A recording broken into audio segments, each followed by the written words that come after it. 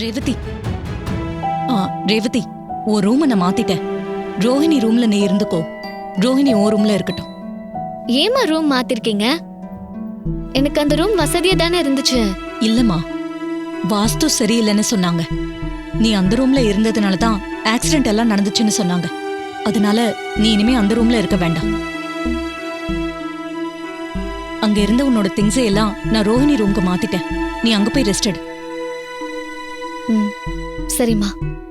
ரோஹிணி, அம்மா, ரேவதி உன் ரூம்க்கு கூட்டிட்டு போ. வா ரேவதி.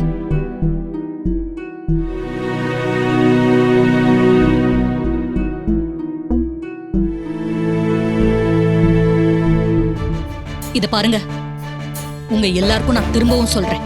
நீங்க யாரும் அந்த டிரைவர் பையலை பத்தி ரேவதி கிட்ட பேசவோ எதுவும் சொல்லவோ கூடாது. அவனோட ஞாபகம் போனதாவே இருக்கட்டும். மீறி ஏதாவது சொல்லணும்னு நினைச்சீங்கன்னா அப்புறம் நான் மனுஷியாவே இருக்க மாட்டேன். கொஞ்சம் மாசத்துல நிறைய மாறி இருக்குல்ல அக்கா. நாம எங்கேயாவது வெளியில போலாமா? வெளிய வா. எங்க போனோம்னு சொல்ற? இல்லக்கா, ஹாஸ்பிட்டல்ல இவ்வளவு நாள் ரெஸ்ட் எடுத்து நான் ரொம்ப டயர்ட் ஆயிட்டேன். ஆசை தீர வெளியில போய் ஜாலியா சுத்திட்டு வரணும். பிடிச்சத சாப்பிட்டு என்ஜாய் பண்ணிட்டு வரணும் போல தோணுதுக்கா. வாக்கா, வெளியே போயிட்டு வரலாம். ரேவதி, நீ இப்பதான் ஹாஸ்பிட்டல்ல இருந்து வந்திருக்க. டாக்டர் உன்னை நல்லா ரெஸ்ட் எடுக்க சொல்லிருக்காங்க. அதனால எங்கேயும் போக வேண்டாமே. நீ நல்லா ரெஸ்ட் எடு. டாக்டர் அப்படிதான் சொல்லுவாங்க. அவங்களுக்கு எங்க நம்மளோட ஃபீலிங் புரிய போகுது? வீட்ல இருந்தா போர் அடிக்கும்க்கா. வாயே, வெளியே போய் ஜாலியா சுத்திட்டு வரலாம். ரேவதி, நாம வெளியில போகணும்னு நினைச்சாலும் கண்டிப்பா அம்மா இதுக்கு ஒத்துக்க மாட்டாங்க. உன்னை வெளியில போகவே கூடாதுன்னு தான் சொல்லுவாங்க. கொஞ்ச நாள் பொறுத்துக்கோயே, அப்புறம் நானே உன்னை வெளியில கூட்டிட்டு போறேன். வீட்லயே இருக்க ஒரு மாதிரி இருக்குக்கா.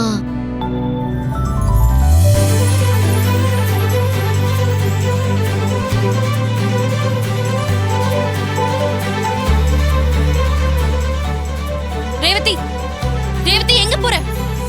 ரேவதி,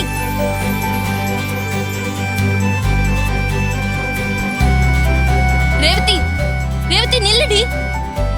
ரேவதி, ரேவதி எங்க போற?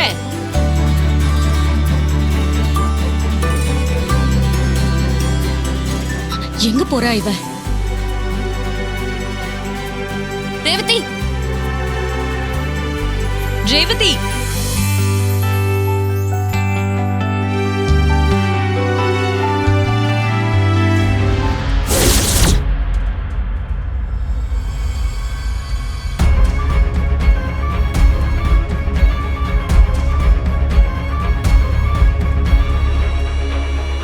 மாமா, அத்ததுக்கு என்ன பதில் சொல்றாங்கன்னு பாப்போம்.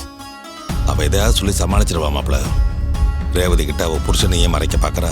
இதையா சமாளிக்க மாட்டா? சொல்லுங்கம்மா, இந்த பைக் ஏது? எதுக்காக நம்ம வீட்ல நிக்குது? அது அது ஒண்ணும் இல்லம்மா. நான் ஒரு ஃபங்க்ஷனுக்கு சீஃப் கெஸ்டா போயிருந்தேன். அங்க இந்த பைக்கை நினைவு பரிசா கொடுத்தாங்க. அதான் இங்க கொண்டு வந்து வச்சிருக்கேன். பைக் எல்லாமா நினைவு பரிசா கொடுக்கறாங்க? அது நான் போனது பைக் ஷோரூம் திறப்பு விழாவுக்கு. அதான் இத பரிசா கொடுத்தாங்க. அதை தான் இங்க கொண்டு வந்து வச்சிருக்கேன். பாத்தீங்களா, நான் சொல்லல சமாளிச்சிருவான்னு. எப்படி சமாளிச்சா பாத்தீங்களா?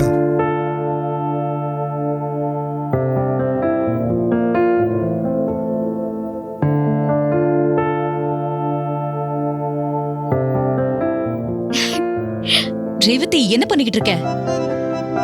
என்னமோமா, இந்த பைக்கை தொட்டு பார்க்கணும்னு ஆசையா இருக்கு. சரி, பார்த்தது போதும். நீ போய் ரெஸ்ட் எடு. வா ரோஹிணி, கூட்டிட்டு போ. சரிம்மா. ரேவதி வா. சார், ஆக்சிடென்ட் நடந்து ரொம்ப நாள் ஆயிடுச்சு சார்.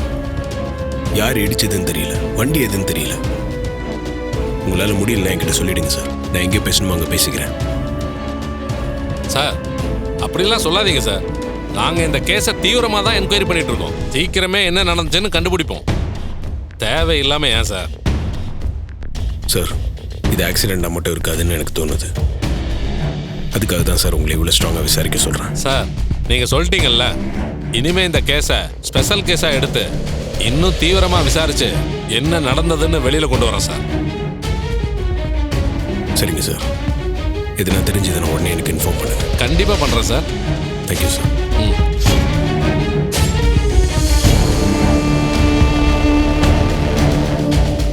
அவன் இந்த கேஸை விட மாட்டான் போல இருக்கு.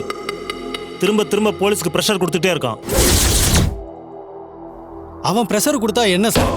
அந்த பொண்ணுக்கு தான் ஆக்சிடென்ட் ஆனதுல பழைய ஞாபகம்லாம் போயிடுச்சுன்னு சொன்னாங்களே, அதனால தான் அவளை எதுவும் செய்யாம விட்டுட்டோம்.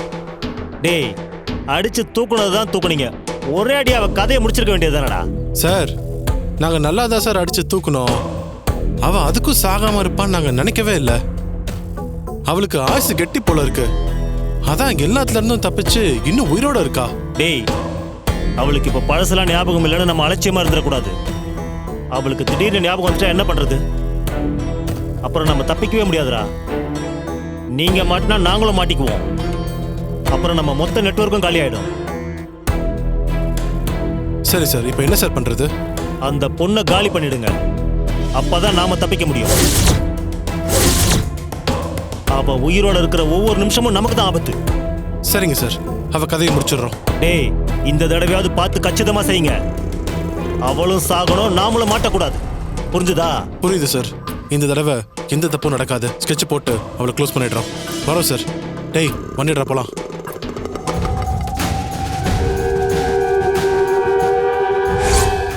இதுல இருக்க டேப்லெட்ஸை டெய்லி உங்க பொண்ணுக்கு கொடுங்க. அவங்களுக்கு பழைய ஞாபகங்கள் கொஞ்சம் கொஞ்சமா வர வாய்ப்பு இருக்கு. இதை சாப்பிட்டா கண்டிப்பா என் பொண்ணுக்கு ஞாபகம் வந்துருமா டாக்டர்? வர நிறைய சான்சஸ் இருக்குன்னு தான் சொல்றேன். அது உடனே வரலாம், இல்ல கொஞ்ச நாள் ஆகலாம், இல்லனா கொஞ்சம் மாசங்கள் கூட ஆகலாம். உறுதியா அதையும் சொல்ல முடியாது. ஆனா தன்னம்பிக்கையோட நம்ம முயற்சி பண்ணி தானே ஆகணும். கடவுள் அருளால அவங்களுக்கு சீக்கிரமா குணமாகணும்னு வேண்டிக்கிட்டே இந்த டேப்லெட்டை கொடுங்க. சரிங்க டாக்டர்.